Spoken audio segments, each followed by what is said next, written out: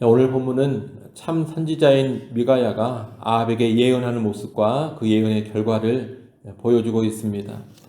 부름을 받아온 미가야에게 아합은 길르앗 라못으로 올라가서 싸우러 갈지 말지를 묻습니다. 이 미가야는 올라가서 승리를 얻으소서 여호와께서 그 성읍을 왕의 손에 넘기시리이다 이렇게 말합니다. 이 말은 진지한 선포가 아닙니다. 무성의하게 내던지는 말입니다. 뭘 물어보십니까? 왕이 하고 싶은 대로 그냥 하십시오. 이런 투입니다. 미가야는 늘 하나님의 말씀을 듣지 않고 불순종하는 아합왕을 비꼬면서 이런 말을 하는 겁니다. 일종의 핀잔의 말입니다.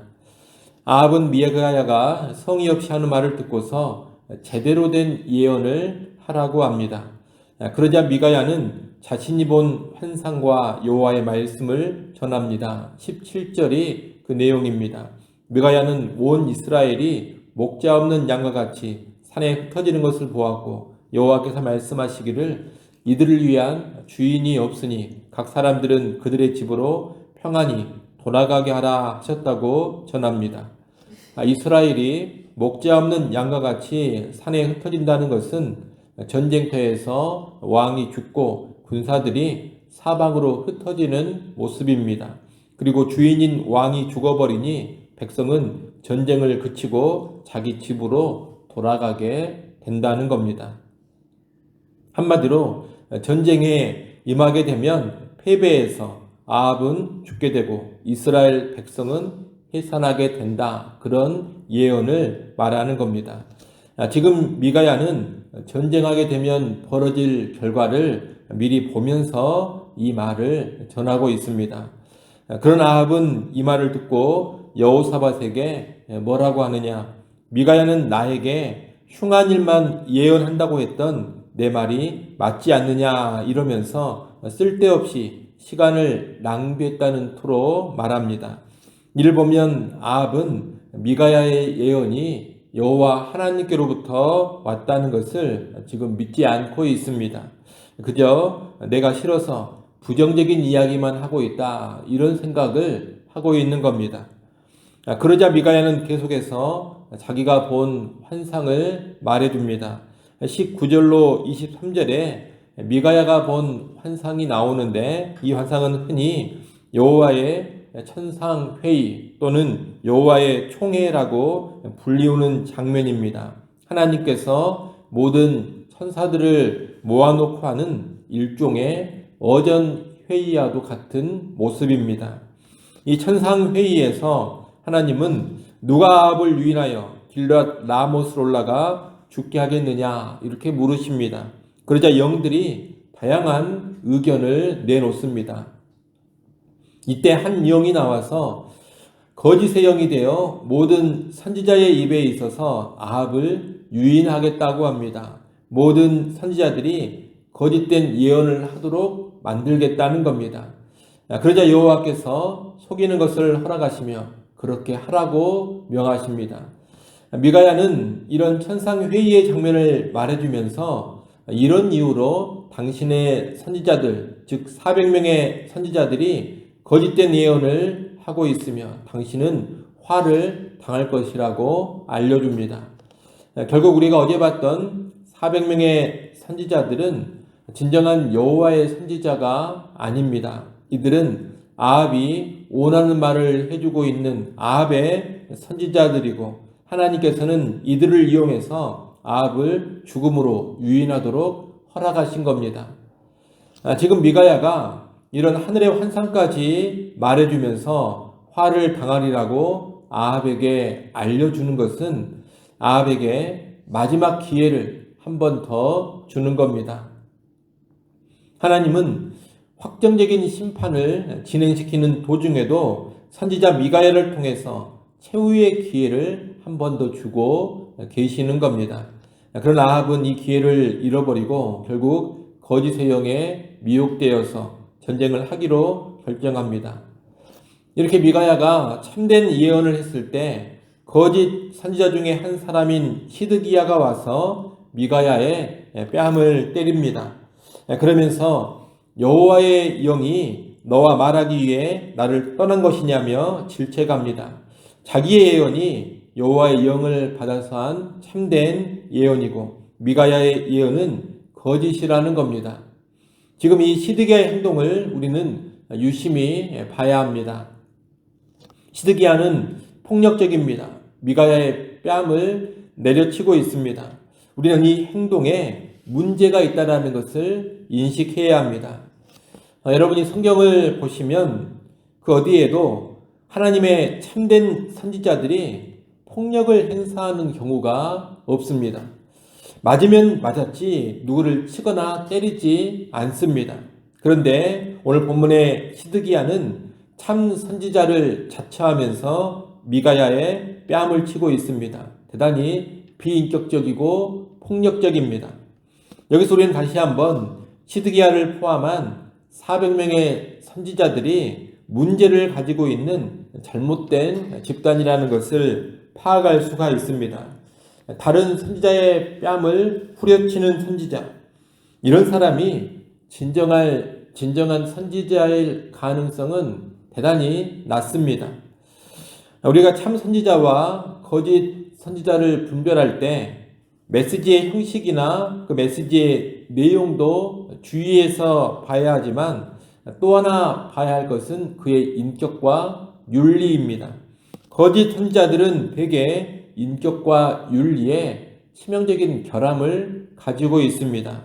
물론 인격과 윤리가 거짓 선지자를 바로 확정하는 기준이 될 수는 없습니다만 인격과 윤리에 문제가 있다면 거짓 선지자는 설령 아니라 하더라도 결코 건강한 사역자는 아닌 겁니다. 그러니 우리가 사역자를 분간할 때 인격과 윤리의 영역을 결코 무시해서는 안 되겠습니다. 미가야는 이 거짓 선지자 시드기야에게 뺨을 얻어맞지만 동일하게 대응하지 않습니다. 자기도 폭력을 행사하며 맞서지 않는다는 겁니다. 시드기야와는 다른 인격의 모습을 보여줍니다. 대신 미가야는 시드기야를 향해 네가 골방에 들어가 숨는 날에 누구의 말이 진정한 여호와의 말씀인지 알게 될 것이라고 합니다. 즉 아합이 아람과의 전쟁에서 패하고 죽게 되면 그들은 자기들의 거짓 예언 때문에 두려워 골방에 숨을 것이라는 뜻입니다. 참 선지자의 말은 반드시 성취됩니다. 그 성취를 통해서 그 선지자의 참됨과 거짓됨을 명확히 분별하게 되는 겁니다. 간혹 오늘날에도 선지자를 자처하면서 한국이라든가 국제 정세에 관해서 이런저런 예언을 하고 다니는 사람들이 있습니다. 또 개인을 향해서도 예언을 하는 그런 선지자라는 사람들이 있습니다. 그런데 이들의 예언이 늘 틀립니다.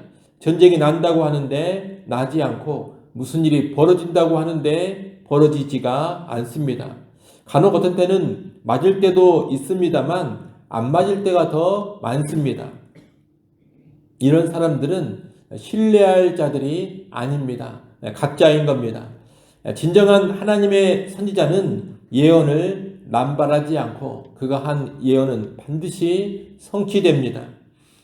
오늘날 선지자가 있느냐 없느냐 여기에 대해 논란이 있습니다. 그러나 성경 계시가 완성된 이 시점에서 선지자라는 직분은 더 이상 존재하지 않는다고 보는 것이 바람직합니다. 다만 성경 계시의 근거에서 하나님의 말씀을 전하고 선포하는 선지자적인 사명은 여전히 존재하고 있습니다. 그리고 그 사명은 오늘날 주로 목회자들이 감당하고 있습니다. 목회자는 선지자가 아니라 선지자적인 사명을 감당하는 사람인 겁니다. 그러나 여하튼 선지자라고 자처하면서 성취되지 않는 예언들을 남발하고 다니는 사람들에게 여러분 주목하지 마시고 그들에게 휘둘리지 않기를 바랍니다. 가짜들이요, 정신분열자나 과대망상증 환자들 또는 종교 사기꾼들에 지나지 않는 겁니다. 성취되지 않는 예언을 하는 자는 절대로 진정한 선지자가 아니라는 것을 꼭 기억하시고 분별력 있게 이 시대를 살아가시기 바랍니다. 시드기야는 이렇게 미가야의 뺨을 때렸는데 아합은 불길한 예언을 한 미가야를 옥에 가둬라 그렇게 명합니다. 미가야는 지금 뺨도 맞고 있고 아합 왕에게 고통, 고난도 당하고 있는 겁니다. 아합은 자기가 전쟁에서 승리하고 평안히 돌아올 때까지 고생의 떡과 고생의 물을 미가야에게 마시우게 하라 그렇게 명합니다. 고생의 떡과 고생의 물이란 죄인에게 주는 생존을 위한 최소한의 음식을 뜻하는 겁니다. 겨우 살 정도로만 떡과 물을 공급하라는 겁니다. 미가야는 이런 아합 앞에서 굴하지 않습니다. 오히려 아합을 향해 왕은 평안히 돌아오지 못한다고 다시 한번 선언합니다. 그리고 주변의 백성을 향해서도 다 들으라 이렇게 외칩니다. 백성들이 미가야 자신이 참 선지자인지 아닌지 판정하는 증인이 되라는 뜻입니다. 여러분, 지금 미가야는 참된 하나님의 말씀을 전했습니다. 그랬는데 뺨을 맞고 옥에 갇힙니다. 고생의 떡과 고생의 물을 먹게 됩니다. 진리를 있는 그대로 전한 결과가 무엇이냐? 핍박입니다. 사실 미가야는 이렇게 될 줄 알면서도 여호와 하나님께서 명하신 대로 하나님의 말씀을 그대로 전한 겁니다. 이런 모습이 바로 참된 선지자의 표상이라고 말할 수 있겠습니다. 그는 400명이나 되는 다수의 거짓 선지자를 따르지 않습니다. 홀로 진실한 말씀을 선포하며 맞습니다. 최고 권력을 가지고 있는 왕의 심기를 불편하게 하는 말씀을 담대히 선포합니다. 그로 인해 뺨을 맞고 옥에 갇혀 고생해도 조금도 굽히지를 않습니다. 그런 상황에서도 다시금 담대하게 하나님의 말씀을 선포합니다. 종교개혁 당시에 복음의 진리를 말하는 신자들을 잡아 화형시킬 때 어떤 식으로 많이 화형을 시켰느냐? 먼저 혀를 자르고 화형을 시키는 경우들이 종종 있었습니다. 왜 그렇게 했느냐? 다른 이유가 아닙니다. 화형장으로 끌려가고 화형이 집행되는 도중에도 계속해서 복음의 진리를 선포했기 때문입니다. 그 소리가 듣기 싫어서 아예 미리 혀를 잘라버리고 화형을 집행했던 겁니다. 이렇게 우리 믿음의 선진들은 고문과 죽음 앞에서도 굴하지 않고 계속해서 담대하게 진리를 선포했습니다. 오늘 우리의 교회도 진정한 하나님의 말씀을 선포하고 참된 말씀을 전하고 가르치는 그런 담대한 공동체가 되어야 하겠습니다. 어떤 핍박과 박해가 있다 하더라도 또 어떤 불이익이 찾아온다 하더라도 참된 하나님의 말씀 전하기를 포기하지 않아야 합니다. 그것이 진정한 하나님의 교회입니다. 이를 위해 교회 사역자들이 무엇보다 담대하게 서 있어야 할 것입니다. 하나님의 말씀이 있다면, 성경이 계시하고 있다면 사람들의 마음이 어떠하든지 권력자들이 어떠하든지 개의치 아니하고 있는 그대로 말씀을 선포하는 것이 사역자들에게 꼭 있어야 될 자질입니다.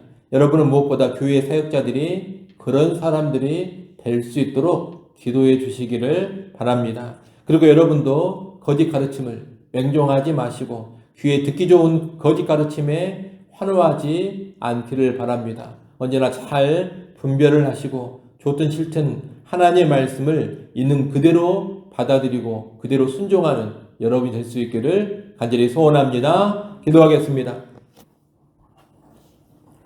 하나님 아버지, 오늘 우리가 분별력 있는 신자들이 되게 하여 주옵소서. 메시지 내용을 잘 분별하게 하시고 또 그 사람의 인격과 윤리를 잘 파악하는 가운데 바른 사역자, 바른 하나님의 종들을 구별하게 하시고 그들 아래에서 신앙생활 해나갈 수 있도록 붙잡아 주시옵소서. 그럴 땐 지도자 밑에서 영혼의 안전의 유혹을 받는 일 결코 당하지 않도록 우리를 인도하여 주옵소서. 또한 아버지 하나님 간절히 바라고 원합니다. 하나님의 말씀을 있는 그대로 선포하는 교회와 사역자들이 되게 하시고 하나님의 말씀을 있는 그대로 받아 순종하는 성도들이 되게 하여 주옵소서. 오직 순전한 하나님의 말씀만이 힘을 얻게 하시고 순전한 주의 말씀만이 흥황하여 세력을 잡아가게 하여 주옵소서.